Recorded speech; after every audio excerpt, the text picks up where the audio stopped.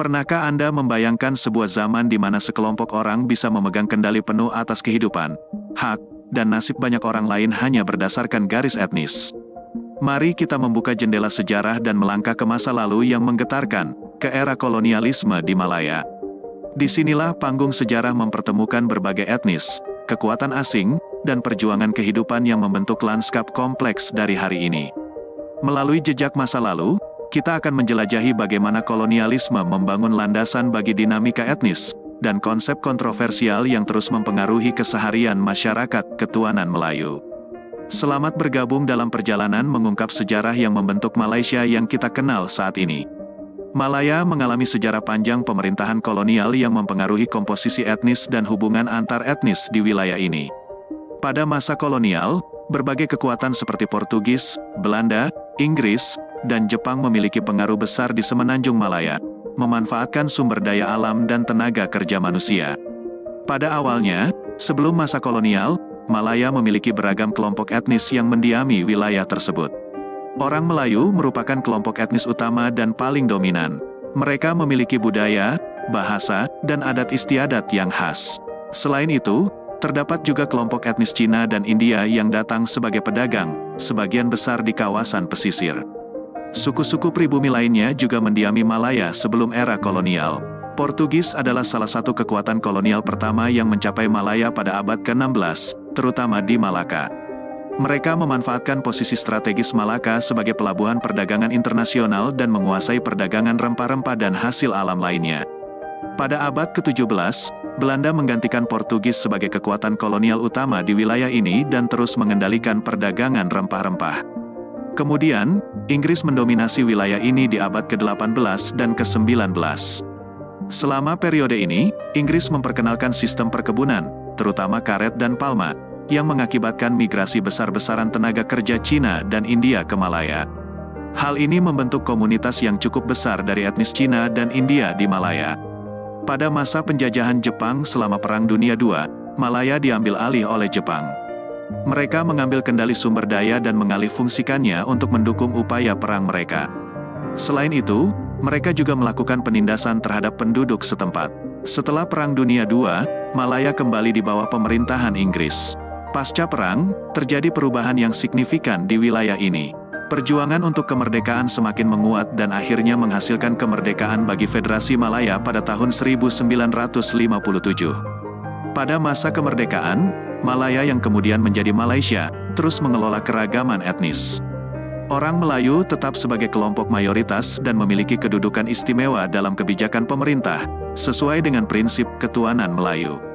Namun, negara ini juga mempromosikan konsep keharmonian etnis untuk menciptakan kesatuan antar etnis di Malaysia, menghormati identitas dan keberagaman budaya masyarakatnya. Pengaruh kolonialisme terhadap dinamika etnis Melayu memiliki dampak yang mendalam dalam berbagai aspek kehidupan. Secara ekonomi, masa kolonial mengubah lanskap kehidupan masyarakat Melayu secara drastis. Inggris, misalnya, mengintroduksi sistem perkebunan yang berfokus pada tanaman komoditas ekspor seperti karet, kelapa sawit, dan tembakau.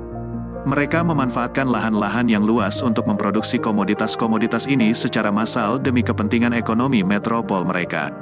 Hasilnya, tanah yang dulunya dimiliki oleh masyarakat lokal diambil alih untuk perkebunan besar-besaran, mengakibatkan pemusatan tanah dan kehilangan mata pencaharian bagi masyarakat setempat. Migrasi besar-besaran tenaga kerja dari Cina dan India juga terjadi untuk memenuhi kebutuhan pekerja dalam industri perkebunan ini. Di samping itu, pengenalan sistem kereta api oleh penjajah juga memfasilitasi ekspor komoditas-komoditas tersebut ke pasar internasional dengan lebih efisien. Hal ini meningkatkan daya tarik ekonomi Malaya sebagai sumber daya alam. Namun, pemanfaatan besar-besaran sumber daya ini juga berdampak pada eksploitasi lingkungan yang signifikan, termasuk deforestasi dan degradasi tanah. Perubahan ekonomi ini juga membentuk struktur sosial yang baru. Terbentuknya kelas pekerja dan kelas pemilik tanah atau modal menggambarkan pergeseran struktur masyarakat yang lebih kompleks. Etnis Cina dan India banyak yang terlibat dalam peran ekonomi ini sebagai pekerja atau pengusaha, mengakibatkan terbentuknya komunitas-komunitas khusus dengan dinamika sosial dan budaya yang unik. Namun, kesenjangan ekonomi antara kelompok etnis juga menjadi lebih jelas selama masa kolonial. dengan etnis Melayu seringkali mendapatkan akses dan keuntungan yang lebih terbatas dalam struktur ekonomi yang diciptakan oleh penjajah. Di sisi politik, kolonialisme juga membentuk struktur pemerintahan dan kekuasaan yang berdampak pada kehidupan etnis Melayu. Kekuasaan terpusat di tangan kolonial, dan struktur administratif mereka mempengaruhi pembagian kekuasaan di antara etnis-etnis yang ada. Penjajah mengenalkan kebijakan-kebijakan yang mengatur kehidupan masyarakat, termasuk pemberian hak politik yang berbeda-beda kepada etnis tertentu, menciptakan kategori rasial dan hierarki yang berdampak pada interaksi sosial dan identitas etnis. Dari segi sosial dan budaya, kolonialisme juga membawa perubahan besar bagi masyarakat Melayu. Penjajah memperkenalkan nilai-nilai, norma, dan sistem pendidikan baru yang mempengaruhi budaya dan identitas Melayu. Bahasa Inggris dan bahasa-bahasa Eropa lainnya menjadi bahasa penting dalam pendidikan dan administrasi, mempengaruhi bahasa dan komunikasi di masyarakat. Selain itu, penjajah juga memperkenalkan agama Kristen yang mempengaruhi agama dan kepercayaan tradisional masyarakat Melayu. Pada masa kolonial, aspek sosial dan budaya masyarakat Melayu terpengaruh secara mendalam oleh kebijakan-kebijakan penjajah. Penjajah memperkenalkan norma-norma sosial baru yang tercermin dalam pola-pola kehidupan sehari-hari. Misalnya, nilai-nilai Eropa seperti tata krama, etika, dan norma-norma sosial diadopsi secara lebih luas dalam masyarakat Melayu. Pola berpakaian, sistem hukum, dan tata krama sosial mulai berubah sesuai dengan pengaruh kolonial. Bahasa juga menjadi salah satu aspek yang sangat dipengaruhi.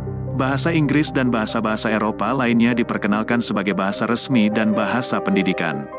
Sekolah-sekolah dibangun dengan menggunakan bahasa-bahasa ini sebagai medium pengajaran, mengakibatkan penyebaran bahasa-bahasa tersebut di masyarakat.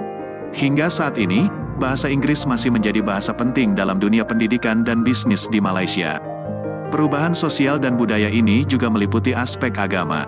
Penjajah, khususnya kolonial Inggris, memperkenalkan agama Kristen di Malaysia. Gereja-gereja dan institusi agama Kristen dibangun, dan umat Kristen diberikan dorongan untuk mengadopsi agama ini. Perkembangan agama Kristen ini mempengaruhi kehidupan agama tradisional masyarakat Melayu, meskipun Islam tetap menjadi agama dominan di Malaysia. Interaksi agama dan nilai-nilai antar etnis turut membentuk identitas dan interaksi sosial yang kompleks dalam masyarakat Malaysia saat ini. Kolonialisme juga menciptakan kategori rasial dan hierarki di antara etnis-etnis yang berdampak pada identitas dan interaksi mereka. Konsep superioritas rasial menjadi alat pembenaran penindasan dan pemisahan antar etnis.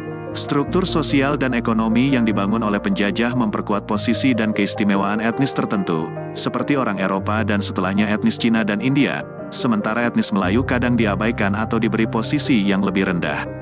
Hal ini mempengaruhi persepsi diri dan identitas etnis masyarakat Melayu dan menimbulkan ketegangan antar etnis. Penting untuk diakui bahwa dampak kolonialisme terhadap dinamika etnis di Malaya adalah bergejolak dan kompleks. Kolonialisme bukan hanya merubah tatanan ekonomi, politik, sosial, dan budaya, tetapi juga membentuk hierarki kuasa yang berdampak jangka panjang. Penjajahan memperkuat peran dan status etnis tertentu, menciptakan disparitas sosial yang mendalam. Peran etnis Cina dan India sebagai buruh dan pedagang di era kolonial membawa imbas hingga sekarang, dengan mereka menjadi komponen ekonomi utama tetapi juga terkadang menghadapi ketegangan sosial. Kondisi ini juga mempengaruhi identitas etnis Melayu. Munculnya konsep ketuanan Melayu pasca kemerdekaan adalah respons terhadap perubahan sosial dan ekonomi yang diwariskan dari masa kolonial. Namun, pendekatan ini juga menciptakan tantangan kompleks terkait kesetaraan dan keadilan di antara etnis di Malaysia. Perkembangan dinamika ini mengajarkan pentingnya pengakuan dan pemahaman sejarah kolonial untuk menciptakan masyarakat yang inklusif dan menghormati keragaman etnis. Ketuanan Melayu adalah konsep yang menggambarkan doktrin atau keyakinan tentang supremasi atau kepemimpinan etnis Melayu di Malaysia. Konsep ini muncul setelah kemerdekaan Malaysia pada tahun 1957 dan secara resmi diakui sebagai doktrin negara pada era pemerintahan Perdana Menteri pertama Malaysia, Tunku Abdul Rahman. Istilah ketuanan Melayu menekankan hak istimewa, kepentingan, dan kedaulatan etnis Melayu di berbagai bidang, termasuk politik, ekonomi, budaya, dan sosial. Konsep ini diterjemahkan ke dalam kebijakan dan undang-undang yang memberikan hak-hak khusus kepada etnis Melayu dan mempromosikan kebudayaan Melayu sebagai identitas nasional. Namun, Pendekatan ini juga menuai berbagai kritik dan kontroversi. Beberapa menganggapnya sebagai bentuk diskriminasi terhadap etnis minoritas di Malaysia, terutama etnis Cina dan India. Mereka berpendapat bahwa ketuanan Melayu bisa membatasi akses mereka ke beberapa bidang seperti pendidikan tinggi, pekerjaan pemerintah, dan bantuan ekonomi. Perdebatan seputar konsep ketuanan Melayu mencerminkan tantangan yang dihadapi Malaysia dalam mengelola keragaman etnis yang kompleks. Pemerintah terus berupaya mencapai keseimbangan yang adil antara memajukan kepentingan etnis Melayu dan memastikan kesetaraan hak bagi semua warga negara.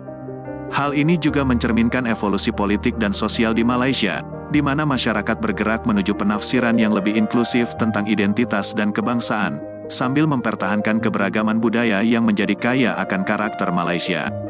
Secara keseluruhan, warisan kolonial telah membentuk landasan bagi dinamika etnis di Malaysia saat ini. Untuk membangun masa depan yang lebih adil dan harmonis, penting untuk membahas secara terbuka dan kritis peran kolonialisme dalam membentuk struktur sosial dan budaya, serta mengambil langkah-langkah yang mempromosikan kesetaraan dan penghargaan terhadap seluruh masyarakat Malaysia.